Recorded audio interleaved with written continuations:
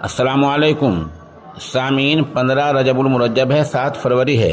ख़बर का उन्वान है, उत्तर प्रदेश में रोडवेज़ की बसों के भी अच्छे दिन आ गए हैं। 2020 से बसें इसी की तलाश में थी।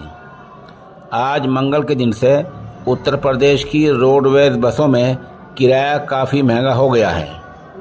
पहले यही किराया 1 रुपये 5 पैसे फ़ी किलोमीटर था, जो आज मंगल के दिन सुबह से 1 रुपया 30 पैसे फ़ी किलोमीटर हो गया है।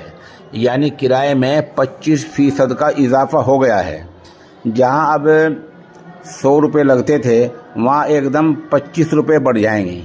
इसी तरह बढ़ता चला जाएगा। सरकारी ऐलान के मुताबिक ये हुक्मनामा आज से ही मंगल के दिन से लागू हो गया है और आज से जहाँ जहाँ पूरे उत्तर प्रदेश में 1 रुपया 5 पैसे फ़ी किलोमीटर किराया था, वो 1 रुपया 30 पैसे फ़ी किलोमीटर किराया हो गया है। यानी 25% का इजाफा हो गया है।